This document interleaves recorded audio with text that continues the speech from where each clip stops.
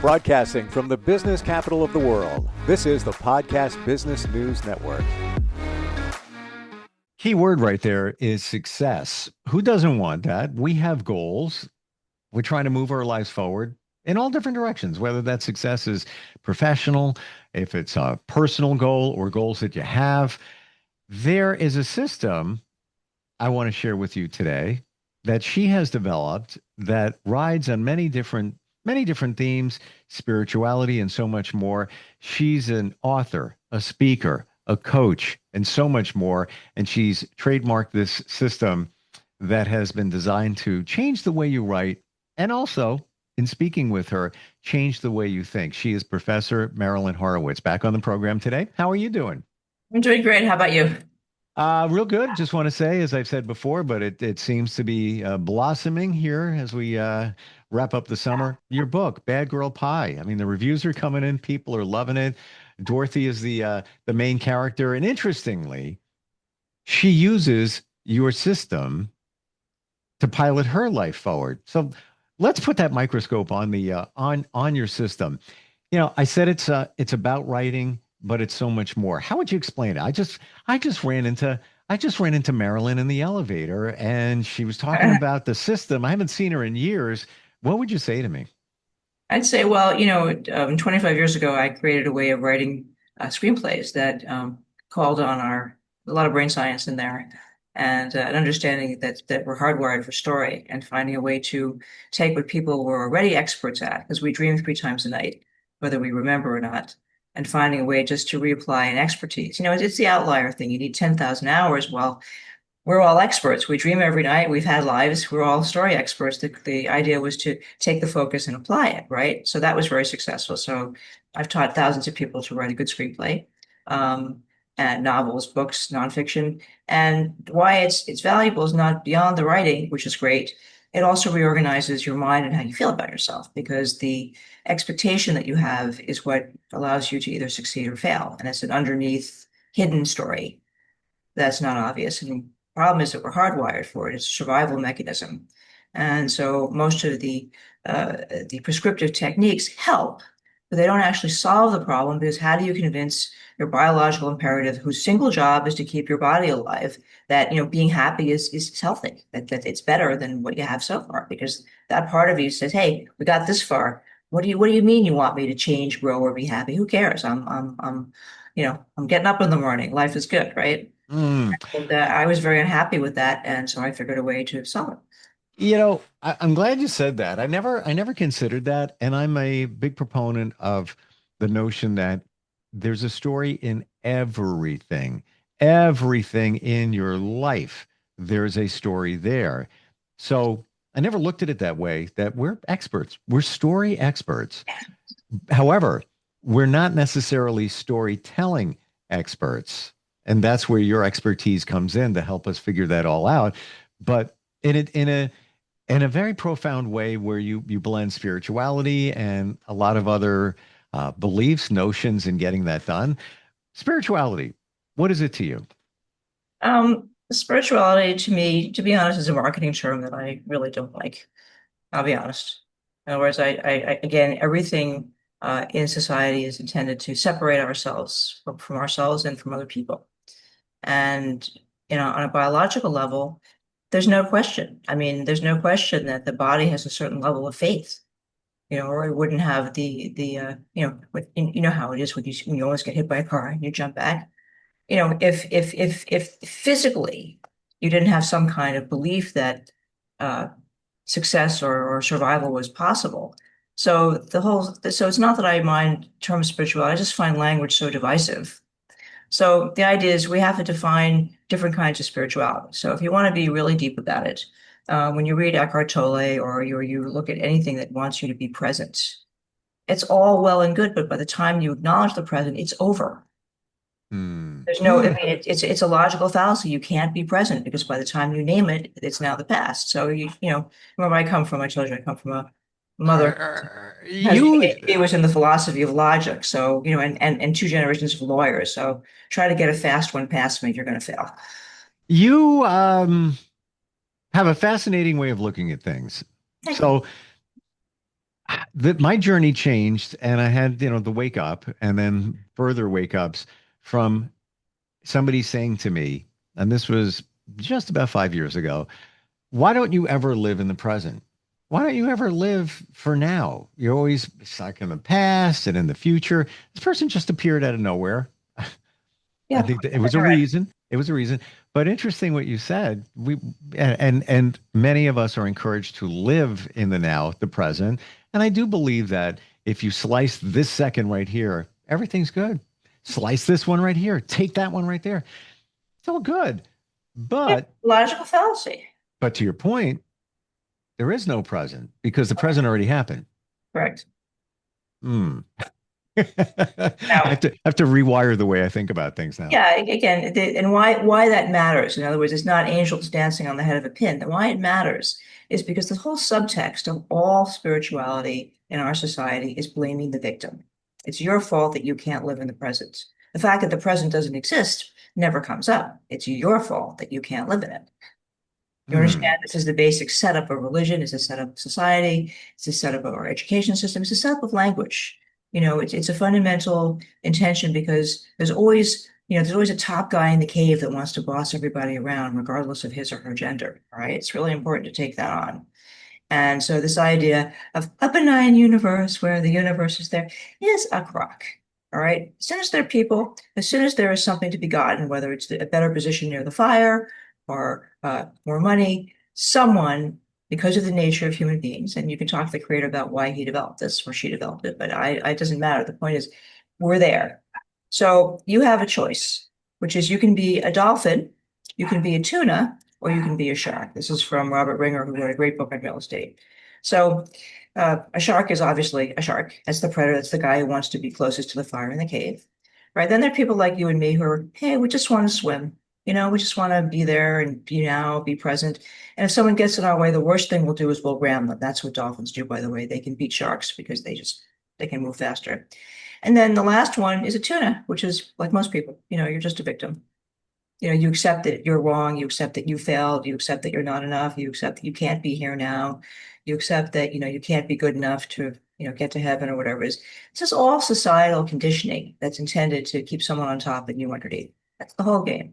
Hmm. I come from the entertainment business, I come from two generations of lawyer, and I come from theologians who wrote books about Christianity and Judaism. So trust me, I'm a person who's had the opportunity to look at this story in so many settings. And it just got me angry. After 17 years of therapy, I'm like, really?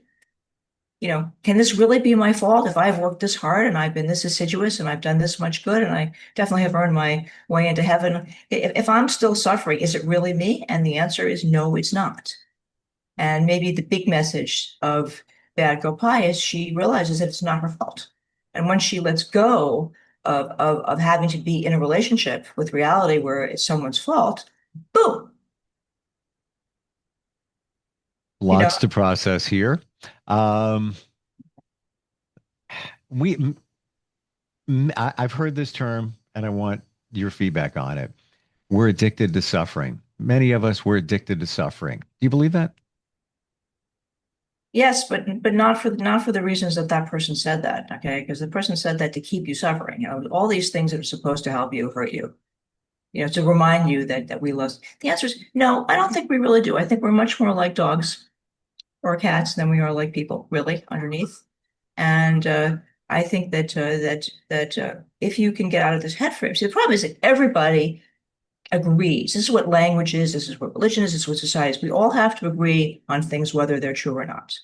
We all have to agree on things, whether they hurt us personally or not, because we need to all stay alive and be next to the fire. Okay, go back to the cave. We have not evolved. That's part of what we're dealing with and all the stuff that I'm doing. So the system allows you to take a step backwards and say, okay, what if I was right? What if I'm not writing because I have nothing to say or I'm not sure and I don't want to waste my own time? What if I'm overeating because the food I'm eating is not giving me the nutrition I deserve and I'm working too hard? What if it's not my fault? What if the reason I'm in a bad relationship is I've never had the experience from a good one and I'm blamed for not knowing? It's just a complete reframe, and this is really my passion, which is there's no now. I love Eckhart Tolle. I love all these people, but there is no now because there is a now, but it's experiential. It does not exist in language. Okay, that's the point. The point is your creative unconscious can experience now very easily. But as soon as you name it, the time frame, as soon as you name something, it's in a time frame. Once it's in a time frame, it's a story. It's not real. That's the problem. I need to process that part right now. Yeah, Um, it's a big deal. Once you put a label on something, it instantly has an expiration date. Yeah, it's a narrative. Mm. I mean, it can go on for thousands of years, but the point is it's no longer true in the sense of something happening and you're actually experiencing it. The moment that you have to encapsulate it in language or make a painting in a cave, you are not in the present. Is there ever any time when we are in the present? It doesn't sound Frequently, like. frequently, we're in the present now, where you and I are having such an intense conversation. We're not aware of time passing. We're not aware of language interfering our connection. We have an absolute perfect connection, plug and socket. We are understanding itself perfectly. And language is the vehicle, which is what it's supposed to be. But it's not creating any barriers. You're not telling yourself another story while I'm talking, which is very unusual. Because most people, when they hear this stuff, it's like, no, blah, blah, blah, blah, all of their but you've obviously accomplished the spiritual goal. You are completely present. But the moment as you say I'm present, you lost it. And we are present as we connect with each other. We're in real time right now. So you're saying once we name it or name anything, then it's over. The story, Hmm. you Is know. there a way? Let's go back to the dolphin, the tuna, and the shark. Is it possible to go from transition from a tuna to a shark? Yeah, we're all of those things. We need those parts because they're all part of our biological imperative to survive. But the problem is that we are told that we are supposed to be certain ways about things, that we need to do that in order to survive. And what happens is we're never given time in our society to actually find out how we process things. Immediately we're taught how to walk. Immediately we're told when we're supposed to be sleeping, awake, toilet train. I'm not saying there's an alternative. This is just one of the hard realities of being on the planet, but it's a fact. Every time you want to do something and your mom doesn't want you to, and the alternative is getting hit or yelled at or whatever, you have to make a decision. People like me took on being hit because I wouldn't say no, and that's why I'm this miserable cuss that I am today. I'm the emperor's new clothes. I'm saying there is no now. What are you talking about? There's a now, but you can't put it in a book. And by telling me I'm supposed to be present, you're making me wrong, which means you win. I buy your book. I buy some more books. I go to therapy, feel bad. I have bad relationships. I buy things. I spend money. I'm a good consumer. Then I get myself sick and I end up in the hotel system, either in a hospital, a hotel, or prison. And then you become a copper top battery, like the Matrix, where we're just consumer machines. I mean, that's how it really is. And it's only people like you who are wake up and suddenly go, wait, not doing that. I mean, Your system, because you've helped thousands of people improve their writing school skills and screenwriting and all of that. Yeah, some people might perceive the system to be for that, but it's not just that, right? never was. Never was because my background is in the 40s. My grandparents were both lawyers. Wrote a book called Faith Through Reason, which was two Jewish lawyers reconciling Christianity and Judaism, which is a big deal, and it was used very widely. In 200 pages, they kind of took care of a lot of stuff. And I come from that lineage. My mother, was a philosophy professor. Her PhD was in suicide, whether or not it's an immoral act. I mean, you come from a family where these things are considered important, and it's not just about thinking; it's the way you actually, the whole Jewish tradition, the Talmudic tradition is, we're called the chosen people for. It's totally backwards. We're not chosen because we're good. We're chosen because we're giving this eternal punishment of having to behave better. All With right.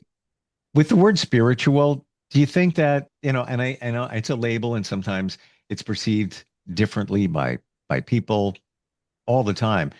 Is it more about change the word spiritual, call it whatever you want, but is it really about connecting with oneself?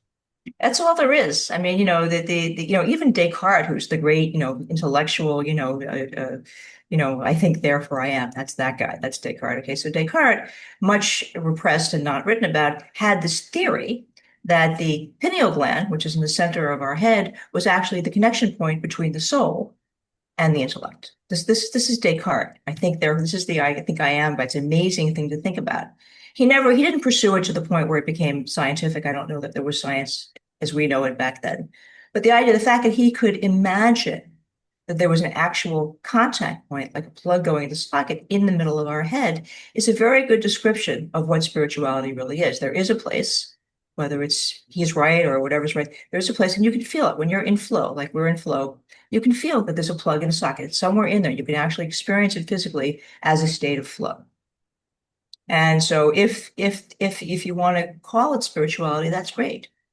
It's just the problem is that every time you label something, someone else is going to make money off you. I'm sorry to be so cynical, but that's what I've seen all my life. You know? I don't disagree. It's and the pineal gland is also called the third eye, where Exactly. your intuition comes in, your ability to maybe see a little bit into the future, some say. Um, is it real? Well, I mean, it depends. In Taoist yoga, they call this area in your brain the crystal palace, and it's represented as a square, where actually because you have four important endocrine glands up there: the thymus, the hypothalamus, the pineal gland, and the pituitary, right? And they all basically sit, metaphorically in a square. So there literally is a place where when you meditate, if you focus on that part of you, you can feel stuff. You can feel yourself tingling or whatever. Um, I have to say, Steve, that again, this is not what I'm an expert on. I'm an expert on having people not be fooled and not allowing the world to blame people for things that are not their fault. That's really I think that's maybe the thing I would like to leave is to have people have some kind of story mechanism, because it requires, you have to cut story with story, right? You need a knife to cut a piece of cheese, right? You have to have tools. Right. So if the illusion is the hunk of cheese, well, my system is the knife that helps you cut pieces out and get what you need. Do you feel that a lot of us are challenged or call it stuck, very common term, because we're blaming ourselves for so Yes, many things? yes, I absolutely think that is it. And that's part of what my new book is about and why it's frustrating, because it just sounds like everything else, but it's not. You know, Within your book, Bad Girl Pie, take what we're talking about right now and translate it to that story with Dorothy. yeah, that's exactly. I mean, she doesn't name it, and it's not. It's only now that we're talking about it that I even am thinking about it. But actually, that's exactly what she does. She has to. She is so wronged that she has no choice but to figure out who's to blame. I guess that's a good way to put it. I mean, what happens is so bad that there's just no way for her not to go, you know what? It's not my fault. It's her fault. And, I think with a lot of people, it takes something like that to, I'll give you a friend. I have a friend who has two very emotionally damaged sisters that she's taken care of for most of her life. And at a certain point, something happened. And, I said, you can't do this anymore. It's not your fault. You're not responsible for this next level of responsibility. And thank God she went, you know what, you're right. And within 3 weeks, she realized that this person who was creating so many problems for her had a daughter, had a family. There was a place, there were people who could come and help. And she just stepped out of feeling like, she was the only healthy one in her family. And so she was responsible for taking care of the rest of her family. It's a big deal when you make that kind of realization, small but big. But there's many reasons for that. People pleasers. We get stuck into making sure that people are happy and et cetera, et cetera, et cetera, at the expense of ourselves. Ultimately, we're doing it because of, as I understand it, trauma from our past, our childhood, where we didn't feel worthy enough. So we want to win people over. Did you hear what you just said? You should listen to this. You have just blamed everybody for doing what they did. You have to go listen to this. It's very subtle. Okay. I have to rewind that in my mind. I know. I said you need to go. You're going to hear it. You're going to hear it because we're talking about it. And the answer is no. I think that everything comes back to, I don't think we've left the cave very far. And I think that everything we do is a matter of survival in relative terms, including spirituality, because people like me know that when you're connected, you're safe. When you're not connected, you're not safe. And I mean that in the sense that you have a inner GPS that when that car comes at you, there's something that pulls you back so you don't get hit. Connected to what? It's yourself, another part of yourself. You know, we're Connected to oneself. yeah. Okay.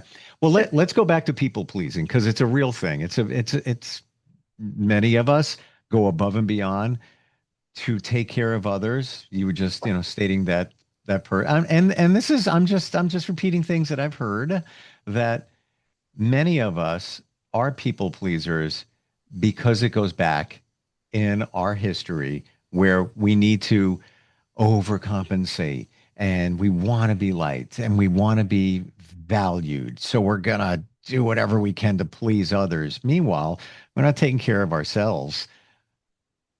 In your eyes, how does that statement look? That statement looks 100% accurate and very insightful of you to observe that. And the whole point of what I'm up to, with the word of the day and the writing is that once you know how to tell a story from beginning, middle, and end, without even thinking about it, you start looking at your own story and you start to realize, in other words, I don't have to do any work. You don't have to go to therapy. Not that there's anything wrong with therapy, but you do this first. In other words, once you understand how stories are constructed on this soul level, if you like, then naturally, because it's all about survival, you understand this. What happens is the biological imperative, which was keeping you enslaved and people pleasing, flips and it goes, wait a minute. When this biological form is taking care of itself, it's happy and it's much healthier. Digestion's working, it's sleeping, all this. And Yep. maybe I need to direct all of these survival impulses to add in this component. And it's only when you start to entrain that. And basically what you're doing with my writing system, whether you're writing or Bad Girl Pie or whatever, is you're pushing the button so that the biological imperative does a spontaneous reset and goes, oh, I see. Just surviving is no longer what's needed to keep this body healthy. I need to find a way to allow this person to be happy and self-caring. That's what I'm up to. Well, essentially, isn't this changing your story? We all have a story in our mind, where we came from, where we are, what's going on in life today, we think. Nobody knows. Yes. We think what's going to happen tomorrow, but that's all part of our story. Yeah. With Which your part of you? I'm with sorry, your I have to say that. It's which part of you needs to change? Finish your thought. I'm sorry. well, okay, which part of the story needs to be rewritten within us? Excellent. Now I see it. Now I get it. Now I Makes get sense. it. Yeah, this is about writing. It is. Story. It's about rewriting your story. And of course, the stories are many of the stories we tell ourselves are false. It's based on false information. It's based on your subconscious, the way the child in you interpreted the story. And now as an adult, you're telling yourself the same story over and over again, whether you know it or not. Yeah. It's wrong. It's wrong. It's a lie. It's a fable. It's fiction. Not real. But again, there's a subtle blaming in what you're saying, which you can listen to later. Where is that? You're saying, well, it's like a fable. It's so and so that you're denigrating this thing, and it's not to be denigrated. It's to be respected. You see, again, it's not a fable. It's a survival tool. The fact that it's the wrong tool is not your fault. It's the only thing you had to work with. And no one said to you when you were about 18 and you started developing neocortex, hey, a lot of the stuff that you did when you were a kid worked really well then, but maybe it's no longer going to work for you. So let's give you some new tools. Let me abridge what I said in terms of it being a fable or fiction. If the story was real because you created it, but that story doesn't apply to you now. You're blaming yourself again. You didn't create it. You tried to stay alive. How is that your fault? How is that creation in the sense that you made it? It's not. Well, yes, it goes back to one thing. It's what do we all want? Marilyn, what do we want? We want to be safe. That's right. You want to survive on whatever level that's happening, whether it's, making more money or your physical body. Sure. You and I are imperfect, what you're just not hearing. And hopefully you will hopefully we'll go back and just spend 5 minutes. You're going to hear the subtle condemnation in so many of your comments. I think we're saying the same thing. Totally. We're saying totally, but I want you to hear this because then once you hear it, you'll stop doing it and you'll start to notice when other people do it and you'll tell them to stop it. Well, I agree with you 100% that what we're doing, the story that we're piloting on, comes from the past, our childhood, or sometime, in the past, but it was there to protect us and keep us safe. But the story doesn't apply so much anymore. You would agree, right? I 100% agree. And how come we were not given tools by those around us to find new stories? Agreed. Agreed. Yeah, what And tool did I use? Hypnotherapy. You worked, and it's went always right a to the journey. source. You went right into your opinion line. You went right to the source. I went to the writer. You did exactly. Exactly. How do we engage you to learn more about your system? The books, I mean, you can find them everywhere. Bad Girl Pie, doing fantastic. Just a great story. What's your website, Marilyn? My website is marilynhorowitz.com. And if you want to know how to spell it, it's Marilyn like the movie star and Horowitz like the piano player, neither of whom I'm related to. So MarilynHorowitz. And last night I gave one of my webinars and we did a technique that relates to the system and how to use story to resurrect yourself in a way that is blame free. And I have them every 2 weeks. They're free. I have books. I have webinars. I think I've written 8 books or something. So the idea is before you start telling yourself you're telling the wrong story and that you're not enough, how about assessing what it is that you actually are telling yourself? I love it. And it was great spending this moment now with you that doesn't exist. Well, it did exist a second ago. Well, it did. Yes, it did. Thank you for today. Thank you for the clarity on all of this. And yeah, pilot by the right story. If you're gonna live your life, it should be with a story that supports you at this time. I don't know if this time is now, but this time. Well, to the best, all right, the best we can do is that are those terms. So again, again, we're not, it's just now there you go, blaming yourself for not having the right terms. It's perfect. Whatever it is you're doing, it's perfect. You have the tool. Yes, And yeah, you you're have it offering with that. it. Thank you so much for today. We'll catch up soon, okay? Okay, we'll see you next Appreciate time. it.